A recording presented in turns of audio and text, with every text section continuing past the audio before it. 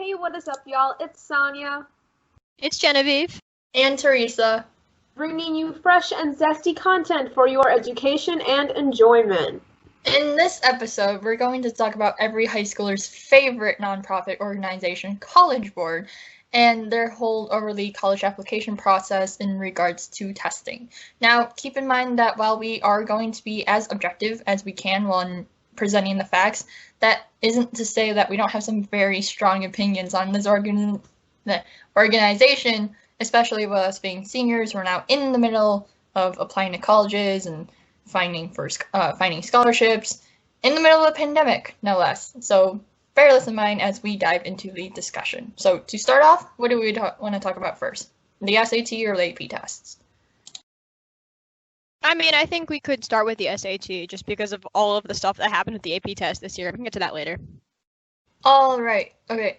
So to order the SAT, normal cost is about $52. The SAT with essay is $68, so an extra $16. I know some schools, especially if their state requires you to do standardized testing, whether you guys do the SAT or the ACT or some other standardized test, your school does it. Your school can host a SAT test for you and can proctor an SAT test. I mean, we all had one back in October. So what was your experience with that? I mean, it was okay for the most part. Everyone was 6 feet apart. It was quiet for the most part, except I think it was like a fan or event running very loudly. And then the room was just very cold. I definitely remember the room being so cold. Yeah, this time we all took it in the same room in October, and as seniors, it was honestly kind of stressful, but that's again due to COVID and just the fact that we were supposed to take it in April and then couldn't until months later. So it kind of sets it back a little, but it's also nice that it's test optional this year and everything, because I know not everybody was able to do either as well as they wanted to or take a test if they wanted to. So. Right. So many colleges, excuse me, are either going test optional, or some colleges like the University of California aren't even considering scores for admission. Granted, they haven't for a while, but it's still useful to see such a big university that's at the forefront and actually, I guess, conscious about the whole standardized testing issues that comes with things like the SAT or the ACT. So how did you guys personally prepare for it? Because, many of us, I started last December, around winter break. I was expecting to take it in April, so I'm just 30 questions a day. I personally use Khan Academy, so I'm wondering what you guys used. I also used Khan Academy for a little bit. I did not start in December. I think I started January or February. I did not study as much as I thought I should have, but then again, it also got canceled in April, so that was good. I used Khan Academy at the beginning, but then my mom and I found this one service. It's called Varsity Tutors, and during the SAT season, they hold free seminars. It's not personalized or anything. It's a group of kids that watch this one guy teach for an hour. And I found it pretty helpful because the guy would just talk about tips you should keep in mind when you are completing the math and reading portions.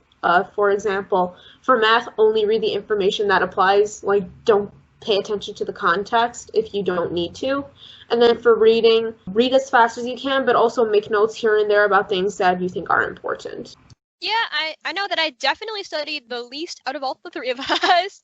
I plan to start studying in February before everything shut down. And then after everything shut down and it got closer to the time that we knew that we weren't going to have it in April, I stopped studying after that for a little bit. But yeah, I mainly used Khan Academy, but I also had, I went to just a seminar as well, just kind of discussing everything. And I got a book there on the SAT that year, so used that a little bit, did a practice test in there or two, and yeah. I definitely used Khan Academy as well, though, when it got closer to the deadline kind of thing. Yeah, I remember our English 10 honors teacher, she also went over Kaplan, and it was part of our in-class instruction, which I kind of appreciated. I mean, granted, we never used Kaplan after, and I really just stuck with the Khan Academy, and I bought a book.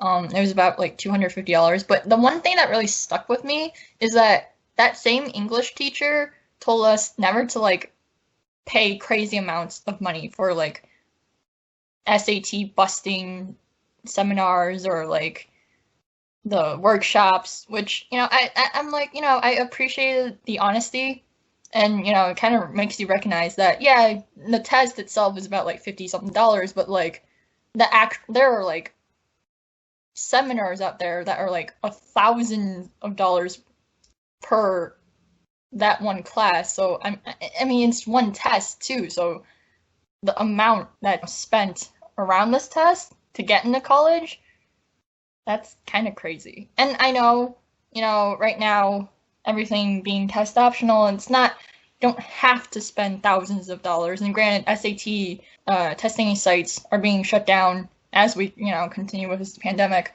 But it's hard to believe that colleges are going to turn away a really high score. They can judge you holistically as much as they want, but it's really hard to ignore like a 1,500 score compared to some lower like 1,200, So I think it still definitely helps at the end of the day. That's where I kind of disagree with that, because say someone got 1,500 on their exam, but then when you look at their grades are lacking, and then when you read their essay, it wasn't written well or it doesn't make sense. So I think that kind of brings down, I wouldn't say it brings down the score itself, but I don't think it matters as much as the other components of the application process, like the essay and your normal grades in class. And if you took more advanced courses or not, like AP courses or all that, getting high grades in those kinds of courses, I think, are much more important than scoring really high on a standardized test, at least in my opinion. Oh, right. Yeah, obviously. I mean, in a normal year, of course, everything like that is taken into consideration, high score or not. I'm just saying that, colleges say they're going test optional, which, I totally believe, alleviate some of the stress. If you didn't do as well as you wanted, you don't have to show it to the college. But in the instances where, it's test optional, it won't really like factor in. But if you include it, that's great. I think personally, it's better to include it rather than not. Obviously, if you're having a really high SAT score, but your grades aren't up to par, that's a whole other issue, I feel. Yeah, I mean, I personally think that it definitely plays a factor, don't get me wrong, but I don't remember who told me this, but some teacher or some administrator said that the SAT only really exists to help out the kids that are like just geniuses on their own. They don't do a lot of studying, or their grades might not reflect it, but it'll help them like be weeded out and be like, okay, this kid's smart but doesn't have the work ethic, but that's something we can work with, kind of thing. Or just the fact that the SAT helps enable kids that might not otherwise be put above other kids. Or again, it's a standardized test, so that it is a way to take all of the high schoolers wanting to get into a college in America or anywhere else and put them all on a scale and figure out who you want in your college. And the fact that all of that is based on a couple days, if you take more than one, but a day if you just take the one that you can, that is provided to you, and that 3-hour test decides where you rank in this system, I think is kind of crazy to think about from the beginning. Especially when these kids have worked so hard on other aspects. Like, they might have really high grades. But in a normal year, if you were to get a bad score on the SAT, where does that leave you, kind of thing? Where does that leave you for financial aid if you do get in? Where does that leave you for the admissions process in general? And just trying to think about what the SAT all really affects. Right. I think you bring a good point where it's just like if they don't have multiple days to take it, and putting you all on a scale, I mean, it works, but there are definitely a lot of flaws with that. To piggyback off of your point, I was having a conversation with one of my friends. He's now in college, and he said, "Yeah, good luck." And it's smart that you registered for a second SAT, because before our school informed us that we were going to, that they were going to proctor a test at the school, I signed up for one on my own at another testing area, because I wasn't sure if I was going to get a chance to test. So I wanted, a backup plan. So I signed up for the second one later in November. And he's like, yeah, I think that's really smart, because the first time I took it, I got, a decent score. But the second time I took it, I improved about like at least 100 points. I'm like, wow. And, that's huge. And he's like, yeah, it's because the pressure's off. You really have like a sort of like a backup score kind of thing, I mean, not really a backup score, but you have some sort of like placeholder, I guess. And then if you do better, then yay. But if you don't, well, you already have the first score, and that's pretty good too. So I'm just like, oh, okay. Yeah, I definitely think it is important to take it more than once to go back to that. But I know I signed up for one that was actually supposed to be taking 2 day, but it got canceled because of the pandemic. And like, that's okay. I do already have a score, and everything is test optional anyway. But yeah, I would have, honestly, before the pandemic hit back in January, I was hoping to take it the April date, and then one more time during the summer, and if I still wasn't happy, go again around this time of year kind of thing. So hoping to take it like 3 times, because I know every like adult I speak to that's like knows a lot about the different tests tells kids that they should take both the SAT and the ACT, just to kind of figure out, like, because one of them's normally better for, just individually, it's better for you. Which one that is depends on you, but you should take each one to see like which you might do better with. But I knew I wasn't going to be able to take the ACT just because of time restraints, and I wasn't ready to prepare for a test that I knew almost nothing about. And so because of that, I wanted to go extra hard on the SAT, but again, things happen, things change. So do we want to move on to AP tests now, or does anybody have anything else to add with the SAT? No, yeah, I think we can move on to AP exams. So this is probably something that all of us are kind of a little bit lacking in, just because we've all taken AP exams, but it was this year, and so our experience with AP exams are the ones that were modified by CollegeBoard for the virtual setting, and because of the fact that the COVID hit. And so we've all taken AP Statistics and AP English Language and Composition, and we are all currently taking Calculus BC and Chemistry to be taken this year. Following that, so I guess the question that, I guess the elephant in the room is, did you guys think we should have taken the AP tests in back in May, or should they have been canceled, and why? I mean, I was okay with taking the exams in May, and it was kind of accommodating because it only tested on the material that we could have learned up until school was let out in March for COVID. So I understand why other people wanted the test to just be straight up canceled, but I think it was okay that we were offered them in May, and also according to the statistics that CollegeBoard has on their website and social media, a lot of students did sign up to that they agreed exams should continue in May. I don't know if those stats are correct though, because I never quite found any myself. I only found the ones that CollegeBoard posted on their accounts, but yeah. Yeah, I mean, I think it was nice of them to poll us and try to figure out if we wanted the tests.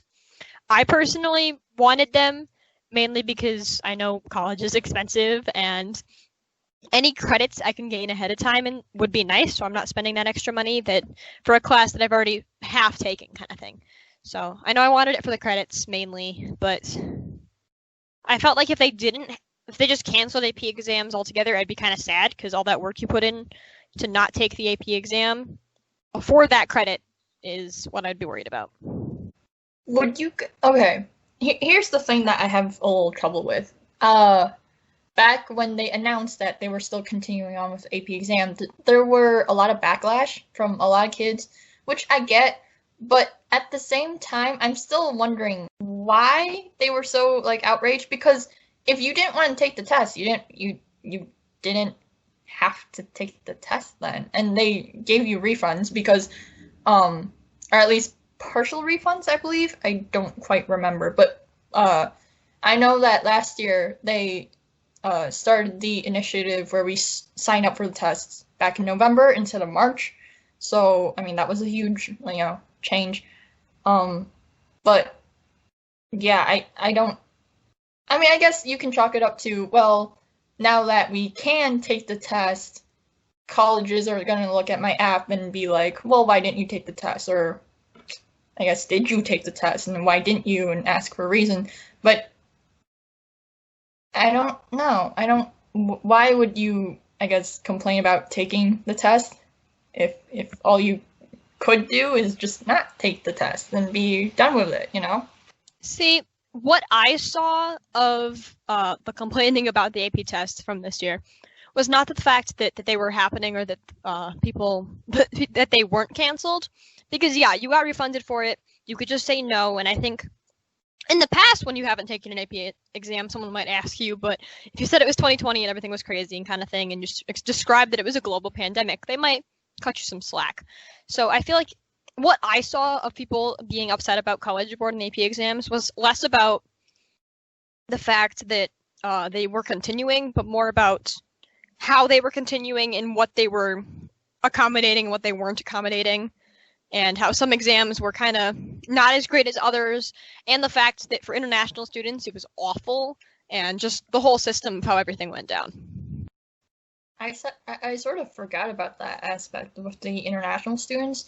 Different time zones, some kids had to wake up at 2 in the morning to take a test. That is, yeah, okay, right. Yeah, I don't know. I think okay, let's focus on AP stats for a second. So we all took AP stats, and I guess the way our school works is that we take 1 semester of AP stats in our sophomore year. And then since the AP exam is, at the end of the year, our junior year, we would take the 2nd semester of AP stats. So our 1 year of AP stats is divided up into 2 years. And I think that really gave us an advantage, because once we ended our first semester of sophomore year, we learned everything up to like significant tests, and all we had left was chi tests and regression. So by allowing us to have sort of that information in the back of our head for a whole year, I think, at least for me, it was easier for me to recall. So yeah, compared to other students who spent maybe half of year up until like January, February learning the material, which we would have spent a whole year learning, or not a whole year, a whole semester learning. I think, that gave us sort of an advantage, at least. I definitely think it helped that we got that instruction a year ahead of time, because then what gaps might have been left were already filled in by that time, or could be in the time that they allowed us to reaccommodate what all was going on and what all still needed to be taught. And I know we, specifically our teacher, had us watching those daily AP videos leading up to the exam almost every day, just as a review and a reminder, and stuff on Khan Academy as well, and all that sort of preparing. So I think it was definitely a bonus for us. And the test itself was kind of crazy because it was online. It was much, much shorter. And I think that's something that people have trouble with, for the fact that you're getting the same credit for 2/3 of the year instead of the whole year. And also, instead of taking the 3-hour exam, it's not that long. So I know people have trouble with that. But I think personally, stats for us was pretty good because of the fact that we got that extra material ahead of time. Sonia, do you have anything else to add? No, I don't really have anything else to add. But yeah, we were lucky that we were able to get most of the information we needed the year before we took the exam. So it was only a matter of remembering it, of the information, and figuring out when each thing applied. Because for me, I completely forgot everything. So, in preparation for the AP exam, I was just going through all my old notes from sophomore year. And I think even though we were allowed to use notes on the exam this year, I tried not to just because I had so many and I didn't want to have to take time to look through that in the 45 minutes that I had to take the exam and upload my answers. But yeah. Right. I also think it's really, I wouldn't say nice, but I think the videos that Jenna mentioned, they were actually pretty helpful. And the fact that they did the videos, that was also kind of cool. Try to get everyone on the same page, which is really helpful, especially depending on where your school was. If you were slightly behind or slightly ahead, everyone, it sort of consolidated all the information that we needed to know. And in some of those videos, there were, I wouldn't say like example problems that could show up on the modified test, which was especially helpful. Yeah, those videos were really helpful, especially with the examples it gave, and they were the people that knew exactly what was happening for the exams that year, so that was definitely a plus. Even with our other exam we took, AP Lang, that we weren't we hadn't taken it ahead of time like we did with stats, and it was just the one essay, the rhetorical analysis essay from the beginning of the year that we'd worked so much with, and was kind of deemed the hardest of the ones to write for most people. But the fact that it was on that and it was on material that we knew super well because we worked on it so much was super helpful, I think.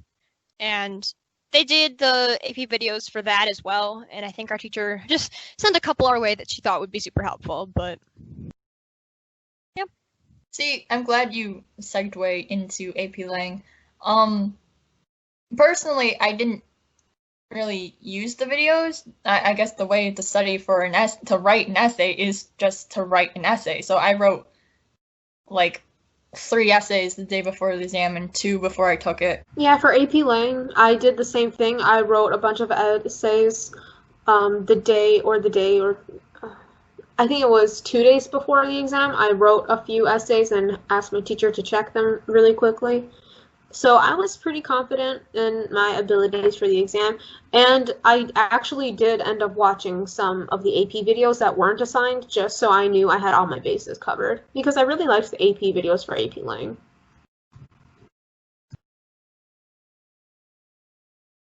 Yeah, I mean, and that's all of our experience with the AP exams and SAT for this year. Do we want to start talking about the lawsuit situation that came up in the past year or so? Yeah, definitely. So I think everyone that took the AP exams is at least they have an idea of the lawsuit that was taking place during that time. So basically what happened was there were 2 weeks to take the AP exams, depending on which classes you were taking the exams for. Now, in the first week for the virtual exams, you had the 45 minutes to take your exam, unless you were in, I think, AP Art and 2 other classes I'm forgetting right now. But it was 2 free response questions, and you had a 45-minute interval of time to take the test, and then 5 minutes to upload. So the thing is, with the software CollegeBoard decided to use, it was very glitchy, and a significant percentage of the students that took the exams couldn't upload their responses, and they were so stressed out about it because they really wanted their scores to be taken into consideration for colleges, and if there's no score, then they can't get any credit. So I think I found the class action lawsuit. I'm taking a little bit of a summary from it from edsource.org because it was a bunch of Californian students that originally filed the lawsuit. So what happened was the class action lawsuit filed in federal court in California argues that the College Board, which sponsors the exams, should have done more to anticipate and prevent technical problems with the exams, which students are taking online this year because of the pandemic.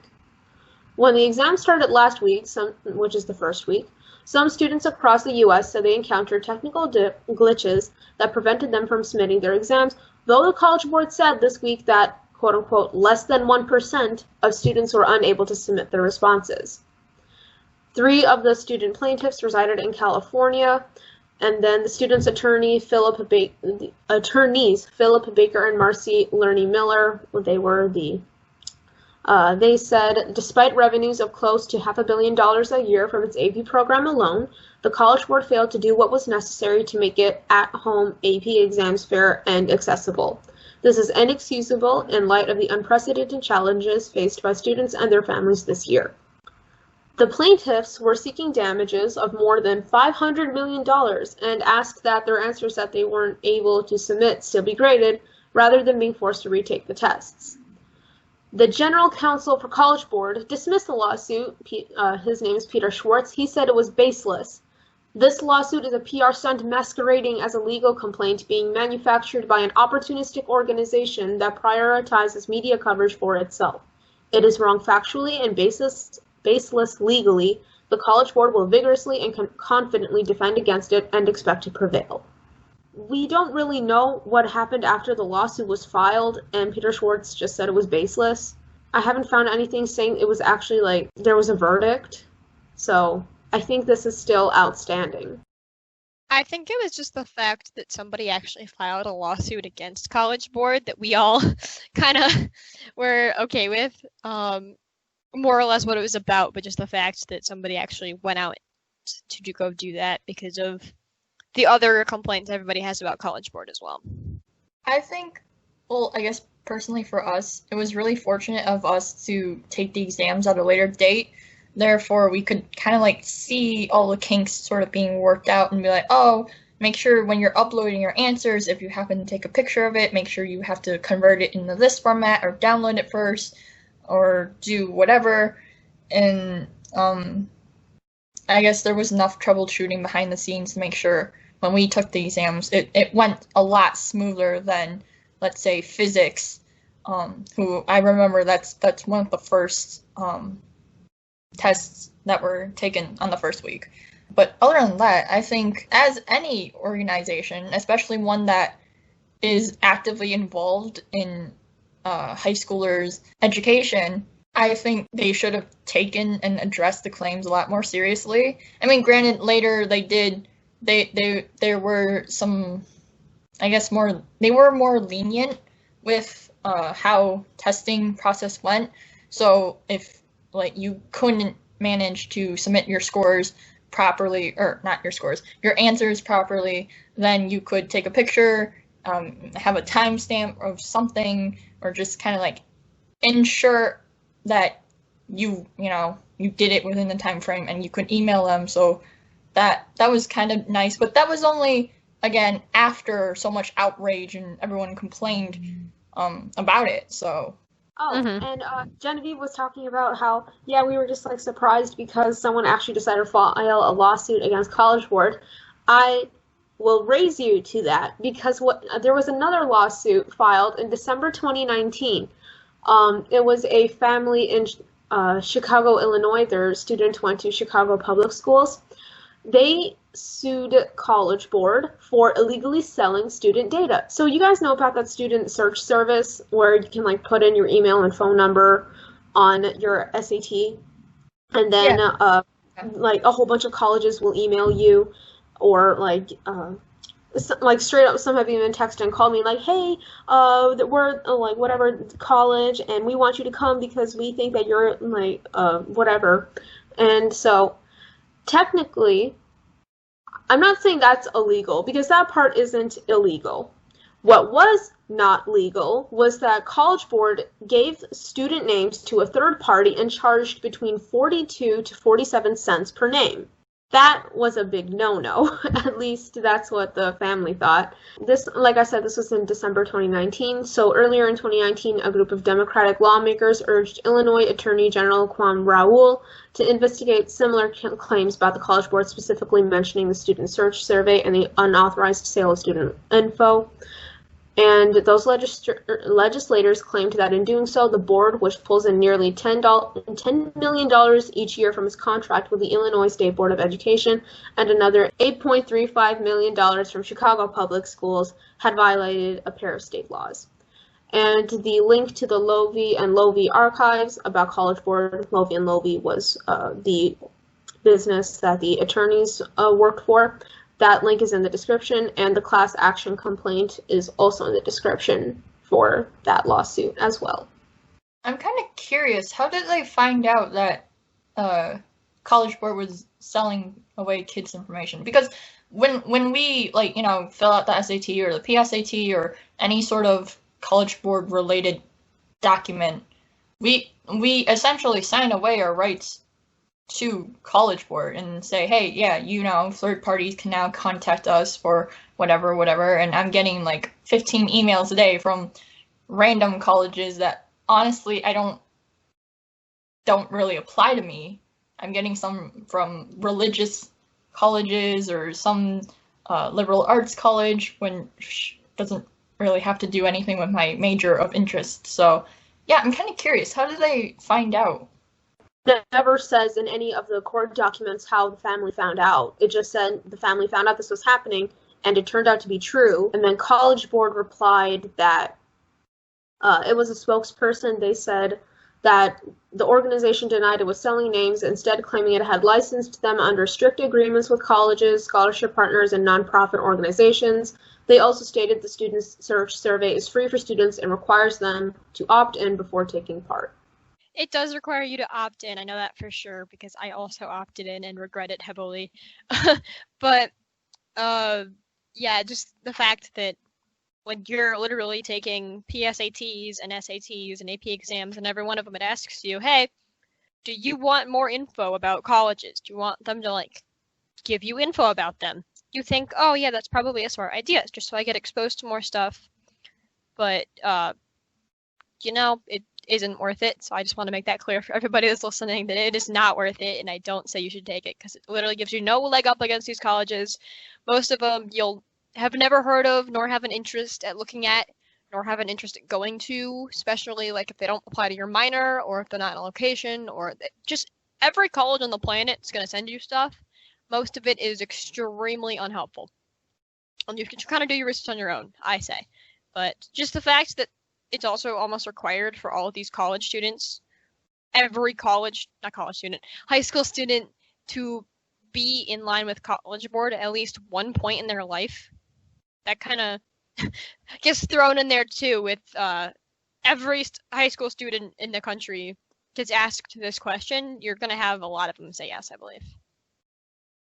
And I guess that kind of goes to show how CollegeBoard really has a real involvement in the college application process. Everything from test scores to coursework and rigor in terms of AP, and even in regards to financial aid, because they have the CSS Profile, which requires you, for participating schools, if you also have to fill that out in addition to the FAFSA. Like I know for U of M, I only fill out the FAFSA initially, and then UM emailed me and they say, hey, you should really go fill out the CSS Profile in order to get, like, you know, the most monetary benefit we can. So I went and I filled it in, and yeah, it's $25 for the first school you sign up for, and instead of, compared to the FAFSA where you can send your information to 10 other schools, CSS Profile makes you pay every time you send the profile to a school. So each application is $16, but the first application is $25. So yeah, and that's kind of a deterrent and kind of the point of filling out for free financial aid, because, you know, you're gauging how much financial aid you need, but in order to do that for schools that participate in both FAFSA and CSS Profile, you have to pay even more money to see if you qualify for more money. So I just think that's kind of backwards. That definitely is backwards. But I mean, yeah, nonprofit organization costing a lot of money. Anyways, does anyone remember when we were taking the AP exams in May, and so CollegeBoard was just sending a bunch of stuff on their Instagram? The fairy comments. Yeah, so for those who don't know, most high schoolers are in agreement that CollegeBoard currently has a monopoly on the process of getting into college, and if you want any part of that, you have to go through CollegeBoard at some point, and most are not happy with how it's currently going, and are just basically unhappy with CollegeBoard for one point or another, and so they like to post on their Instagram a lot, and us being the teenagers we are, decide that we're going to make passive-aggressive comments with a bunch of cute fairy emojis on the side to really show CollegeBoard how unhappy we are with their current system. I personally find them hilarious. And for those of you wondering, the fairy comments originally came from TikTok. So that's where they first started, and then they became more... Well, no, they didn't. It's not like they've stopped using it on TikTok, but you definitely see them on Instagram a lot more than on TikTok. I definitely know if CollegeBoard posted on Instagram, I'm not even going to read the thing they post before going to the comments. Yeah, it's sort of been like a competition to see who can write the most scathing comment about how they handled COVID or AP tests or SAT without a explosion of fairies and glitter and hearts to showcase positivity. And I don't think it's hurting anything either, because it's CollegeBoard is a big business, and honestly, they could care less about what we think. So, it'd be like that. So, on that note, thank you for listening, and don't forget to like and share and subscribe for more content, and comment down below. How was your experience with CollegeBoard in relation to the pandemic, and what AP classes are you guys taking, if any, and what do you think might happen this year? Also, be sure to let us know what other new ideas or topics that you want to see on this show.